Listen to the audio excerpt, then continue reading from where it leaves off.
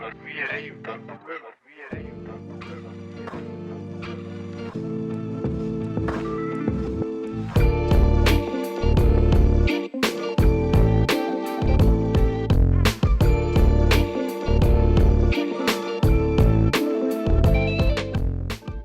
welcome back to the BaseLINE podcast, everybody. I'm your host, BenLine Newman. Now, our special guest today is a semi-professional race car driver hailing from Michigan. Please welcome my special guest, Morgen Baird. How are you doing today? Good, Ben. How are you? Good. Morgen, to start things off, how have your races been so far this season?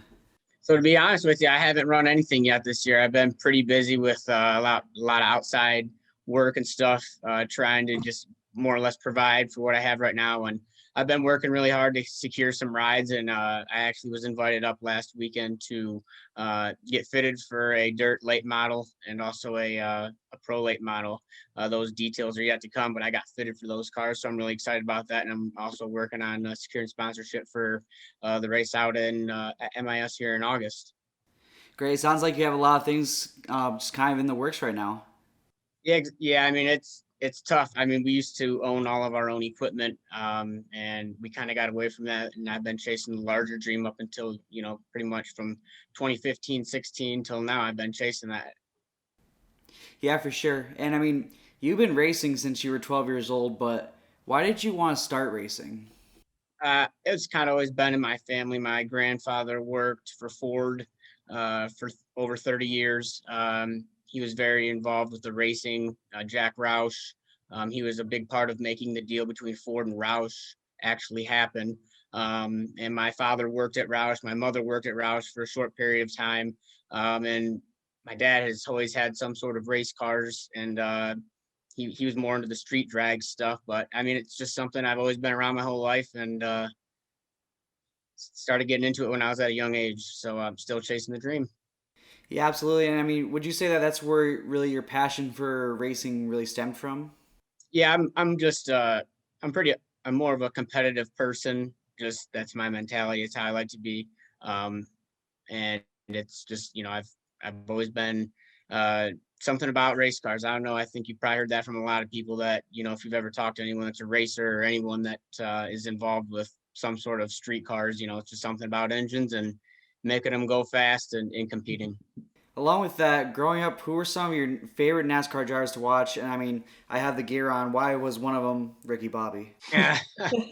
Yeah. I felt like honestly that movie did well, I wouldn't say it did a lot for the sport, but it brought eyes to it that may or may not have given it a shot before. But growing up, my heroes were Carl Edwards, Mark Martin, Ford racers. Uh, I used to dislike and like certain drivers, but now I just have such a different viewpoint, from someone who actually gets to go out there and compete. You don't not like or like certain people based on, I'm not as much of a fan as, let me rephrase that. I'm a big fan of the sport, but I'm also passionate because I want to be out there and competing with those people. So I feel like I got a little bit different perspective on it than most. Yeah, definitely. And I mean, like we mentioned before, you started when you were 12 years old, starting with go karts, but you won the junior championship during that time. You also won the senior championship, which you were underage for, and you still are sorry, you didn't win it. You got fourth place, and at such a young age, still getting fourth place in the senior championship. What did you enjoy the most about really where it all began? Uh, that's a good question. I actually owe a lot to a guy named Steve Lafere. He was someone who owned the track that I grew up at or near. Started racing at Jackson Speedway. It was about 8 miles away from my house. And my first ever go-kart race out there. I mean, he was someone who I felt like from the beginning must have seen something in me because would give me the opportunity to move up in classes and compete against the adults as just, a 12, 13, 14-year-old. And honestly, I think, him giving me that opportunity made me a better racer in the long run because it gave me the opportunity to compete against, people with pretty high, competitive race cars and also a lot of experienced people as well. So I owe a lot to Steve and his ability not his ability more or less, but his willingness to give someone who he felt like had the talent to compete at a high level to give me that chance. And a lot to my parents. I mean, my parents probably are looking back, dreading the day that they ever brought me home that first go kart because it was all over for them. Ever since then, I'll never get rid of the fix I need for racing. So. Yeah, absolutely. I mean, and shortly after you started go karting, you moved on to mini cup racing, where you found a lot of success. Rookie of the year, and by the time you were done with mini cup, you had won 4 GLS Series championships, along with some other great achievements. What was it about the mini cup racing that you think really allowed you to be so dominant? I owe a lot of that success to my father. He was unbelievable at setting those cars up.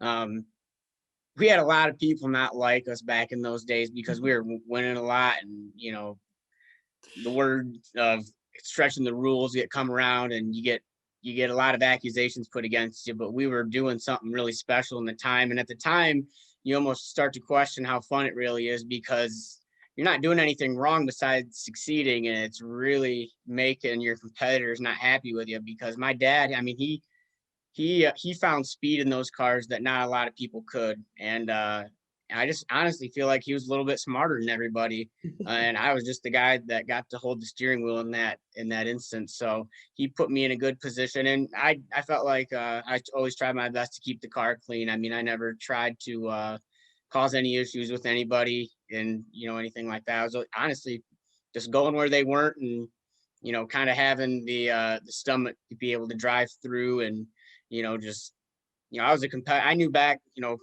once I got in that go kart, and then everything leading up to that point when I was in mini cups, dwarf cars, and up until even racing in the ARCA series. It's once you feel like you can do something, you just want to do it at the highest level possible. Yeah, absolutely. I mean, it sounds like that they really accused you of deflate tire gate, right, instead of deflate gate.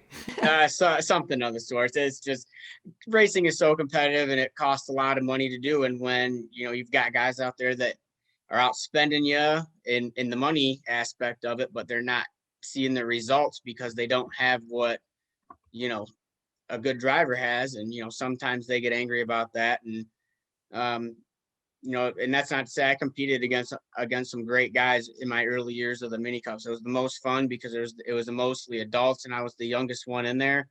And I'm sure they didn't like a young punk coming in there, not only winning, but I'd always did it clean, and it was I look back on some of those years, and I do think to myself I didn't enjoy it in the moment enough. I kind of took it for granted because now I'm not racing as much. I'm just happy to be racing anything any given weekend at this point. So I miss those days, and we were successful back then. But it helped me build up the confidence to move up and get the opportunities that from the mini cup days on. So it was a really good experience. I had a lot of fun, total a lot of respect for the guys I raced with back then, and still friends with a lot of them today.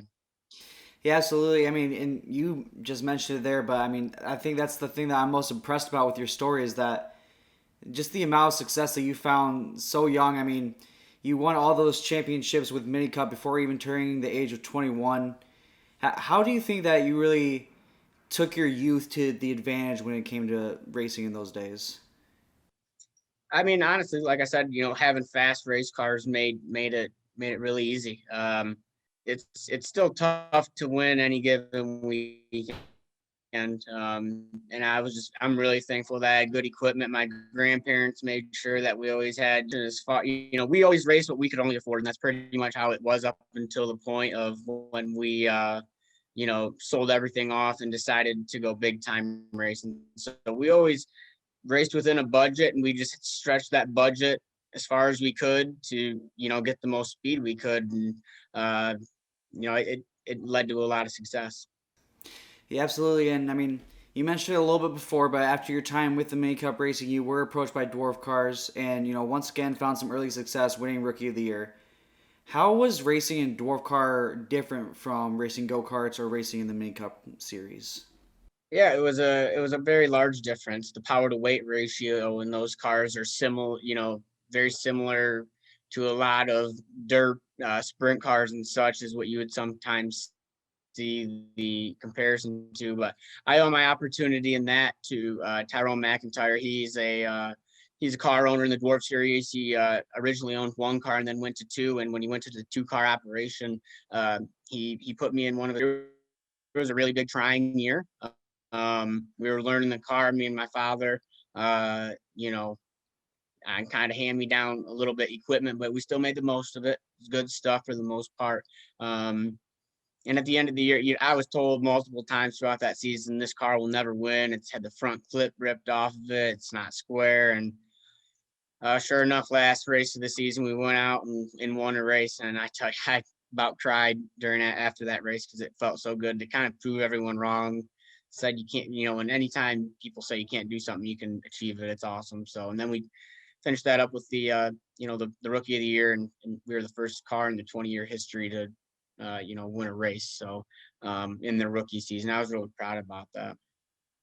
Yeah, absolutely. And I mean, finally, after having 10 years of experience with racing, you finally in 2016 you finally got a break and joined ARCA Series. You haven't been able to race a lot since joining them, but what lessons do you try to bring back after every single race? Yeah, so the ARC Series is how you would pronounce that. The ARCA Series is the fourth lowest tier in NASCAR.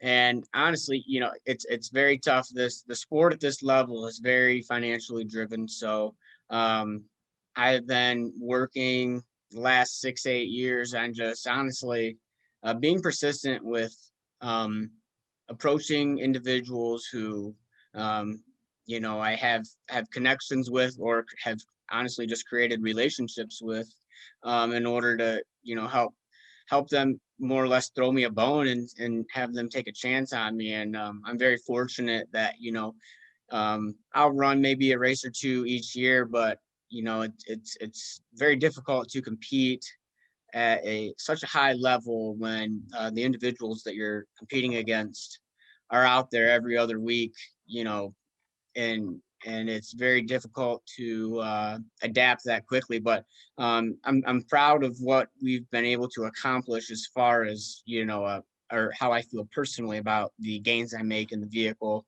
or the car. Each time I've got to take everything I learned from last year and put it into this year. My goal is to hopefully, I'm not giving up. My goal is absolutely to I believe it's being in the right place at the right time. And, if you surround yourself with the right people and, I've got a great support system, my family, my grandparents, my brothers, everybody in my family has supported me up until this point. And I just wouldn't be able to live with myself if I just knew I gave up and there's maybe an opportunity out there at some point that I missed just because I gave up. I just could not live with myself. So we're going to keep trying, and, it'll humble you really quick. That's for sure. I don't take anything for granted. That's for sure. I'm just, even with the phone calls I got a couple weeks ago, to get fitted in a new seat for these couple rides I might have this year. And then the ultimate goal is to get some sort of ARCA deal for Michigan. And hopefully in the next few weeks, we'll have some good news to announce about that. And I'm already actually looking forward to getting sponsorship for next year is what really the goal is, just kind of how most companies budget and everything like that. So we're looking forward to next year and seeing what we can get done, maybe at a little bit higher level. You've mentioned it before, but you've had a lot of previous experience with racing, 10 plus years of racing experience. How do you think all of that experience has really helped prepare you to race in the ARCA series? Honestly, I feel like the most that I've learned in regards to the higher levels that I've raced at is I just need experience in those cars more often to be successful. We took, we finished well last year out at Michigan, and I just feel like, man, if I had this opportunity more than once or twice a year, I could really prove something in those couple of times. There's only a million things that can go wrong with a car, and then you can also get caught up in someone else's mess. So I mean, that's part of racing, though. We went on a tear there where we broke like 5 straight races in a row, and it's super frustrating because it's difficult for me to get the funds to go and do that for one race, let alone a multi-race deal. So anytime I get a one race deal, there's a lot of pressure on uh, me. I put on myself personally to hopefully do well, because it's the only chance I may get, and for the next year. So I got to make this count in order to hopefully sell myself again next year for a little bit higher stock, if you could say, what you might say. I feel like a lot of people don't really understand NASCAR. They'll be like, "Oh, it's so difficult to, go in a circle or turn left." Those. Yeah, I'm sure you've heard those things before. But I mean, in your opinion, what makes racing so challenging? I mean, to answer your question about particular people like that, I just think they're uneducated. I just laugh. I mean, that's all I pretty much do. I tell most people, most individuals can't drive down the highway at 70 miles an hour in a straight line, you know, 6, 8 feet away from each other. If you put someone in a car at 120 miles an hour and put them 6 feet away from a car, they're going to be hanging on for dear life. And, I thought I knew what to expect the first couple times I truly got to experience, 100 and, 80 plus. And I thought I knew what it would be like. And it absolutely is indescribable. There's nothing like it. I wish everyone could experience it, because then they probably would have a better appreciation for it. But, I love introducing people to the sport, turning them on to it, educating them. Obviously, I know it's not for everybody, but, it's just part of it. I truly, for the people, like you said, like I repeated before, it's just most of the time it's just people that don't give it a chance, and have, in the world we live in nowadays, it's preconceived notions will kill you. So that's kind of how I look at it. When it comes to race time, when you're in the car, when you're ready to go, when you're in the race, what goes through your head? Don't screw up. uh, do the best you can, take it easy early, and be there at the end. That's kind of how I have to run these races. I got to take care of the equipment. I've got to get it to the end, and it's you just hope everything goes your way. I mean, like I said, there's a million things that can go wrong with the car at any given point, on top of everybody else that's out there, and that's just part of it. Speaking of going into race time, I mean, when you're in the race, how do you go about really reading your competitors to really try to get that edge and try to get ahead of them? Yeah, so a lot of the time I'll have a spotter in my ear telling me, when cars are coming up around me, if they're on the outside of me, the inside of me, and you kind of just, take your time getting around them. And times when you're coming up on guys that may or may not be erratic, you give those guys extra space. And if you're ever in a position where you're going to be going laps down to the leaders, you want to be able to make sure that you can get the heck out of their way, so you're not impacting their race in a negative way. I always try to, seen a lot of people screw that up, and that's not something I intend to do. Just staying out of the way. So, just picking your spots, taking your time, and learning. What a lot of people don't understand is, over the course of a 40 40 lap run, as the cars change a lot, you lose fuel weight, you lose tire grip, handling changes quite a bit, and that all is all dependent on the weather. If it's hot, slick days with a lot of sun, or a cooler gray day, it has a big impact. So there's a lot that goes into it, and I'm thankful. I've had good teams behind me that have given me, the opportunities to, to succeed at the highest level I can for what the equipment will. So I'm happy to do that when I can. Yeah, absolutely. And I mean, you have dealt with some mechanical issues, as of late. So with some of your more recent races, but when those things happen, how frustrating is it to have those troubles, and how do you try to bounce back from them? Yeah, it's unbelievably frustrating. I think last year at Michigan was the first time we finished a race without an issue. First race in like 2.5 years or something. So it's very, very frustrating. And the way you bounce back from it, I mean, it's hard, but you got to kind of just shove it in the back of your mind. And for my sake, let's try to find sponsorships around the next one to shake it off, or any type of race car that I can get into. And yeah, that's how I shake it off. I just try to forget about it and move forward. I mean, there's nothing you can do when parts break on a car unless it's something as a driver you do, missing a shift or, you know, over revving the engine or something, things happen. Yeah, absolutely. Every racer needs a good pit crew to, make sure everything is sound before and during the race. Why do you think having a good pit crew is so essential to a racer? I mean, it's huge. I mean, those guys are kind of the unsung heroes of the team, to be quite honest with you. They take a lot of risk. Not many people are willing to jump out in front of a car that's coming at them at 45 to 60 miles an hour. Um, those guys can either win or lose you the race a lot of the time. For what the level that I race at in the ARCA, those are controlled pit stops, so it's not as much about speed anymore because the bigger teams used to run out teams from the highest levels in NASCAR, and that really kind of blew the gap open between the fast and the slow cars because the smaller teams couldn't afford to rent out the high end teams that are competing on Saturdays and Sundays. So for what we do now, it's more controlled, and I do like that. I think it keeps the racing better. Um, but I mean, at the higher levels, you want to pit, you want to be able to afford the best, have the best, because those guys can win or lose you the race on a last minute stop. So it's definitely crucial to have a very good team. Yeah, absolutely. I mean, I've always just found it so impressive how quickly they can just go out and do their thing. Yep, yep. Under 13 seconds most of the time. It's pretty wild.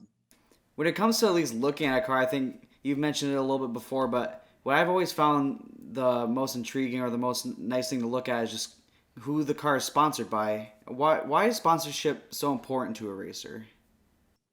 It is not just important; it is the absolute lifeblood of any racer. I don't care who you are.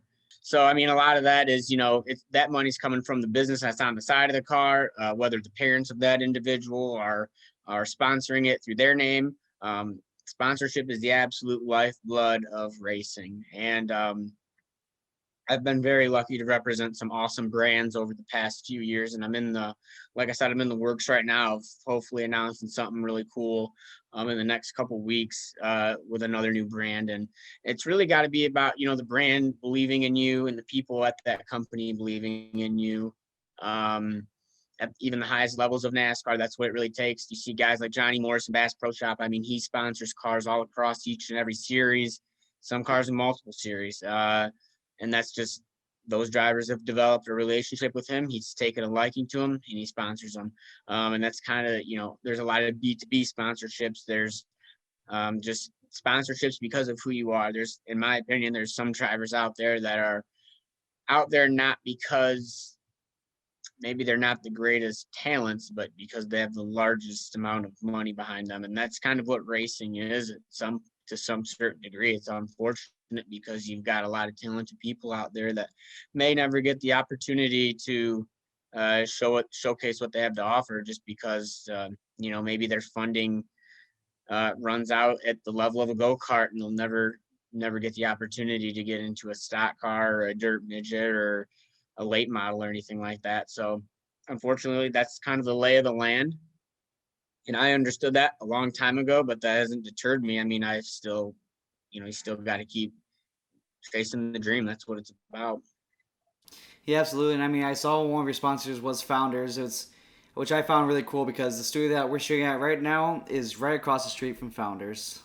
Oh, really? That's awesome. Yep. Yep. Dave out there at Founders, we had a Founders car. I felt like that was the best looking car we've had. We've had Arbor Brewing, Dark Horse Brewing.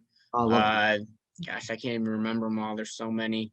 But we've had some really good sponsors over the years, and a lot of people that have done so much to help me succeed. And um, it's super important to have a very healthy and supportive support system behind you. That's what it comes, for me. That I'm very proud to not only represent these brands, but the people who believe in me to even give me the opportunity, because it's tough to even you know get meetings with the people that you need to that make these decisions. And I'm thankful that even though it's a couple times a year, I'm going to do my best to represent any brand that gives me an opportunity, and hopefully showcase why they can invest in me again with doing well out on the racetrack and representing. Yeah, absolutely. Well, I'll have to see if the brewery that Joe and I work at can sponsor you. That would be great. Hey, we can talk business all day. I'll be happy to any consideration is much appreciated. For sure. You have been driving, NASCAR styled cars for a very long time, but why did you choose kind of this style of racing over another kind of type of racing brand? Let's just say like IndyCar, for example. Yeah, good question. The go-karts I used to run, they're open wheel, similar style to IndyCar F1, if you might want to call it or whatever. But there's the most similar thing. Dwarf cars were same too. They didn't have fenders, so I don't know exactly. I've always just been a NASCAR type guy. It's always where that's just where my absolute most interest has been. Um, and I like a car where you can kind of lay your fenders on people and do a little rubbing and racing. And on in open wheel car, you can't really do that. You're going to get catapulted. And sprint car racing, that's I would love to give something like that a try, but man, that stuff, once you kind of you take yourself out of those races, you're really out of them. Whether you're flipping or flying through the air, your chances of continuing in those types of races are a lot slimmer than what they would be in a stock car, where you can spin out, you know, rough, get physical, as you might say, with other drivers, and it's not going to destroy your race. It's kind of the foundation NASCAR was built on, and I like that. For anyone who really has a dream to race professionally, what advice would you give them? Man, that's a good question. I'd say start young and start chasing sponsorship with with the people around you. It's all, you got to put yourself in a position to succeed. You need to surround yourself with people who believe in you, and you can't let anyone who wants to knock you down. You can't let those people win. I think anybody that has a large dream or is chasing something that is abnormal to most people, they automatically kind of get. I mean, not automatically, but people like to rag on anybody nowadays, and that's part of the reason I tend to keep to myself on social media and stuff, because it's just so toxic out there on social media. And it's like, is it even worth posting? Like, I feel like I've got a pretty decent sense of humor for the most part.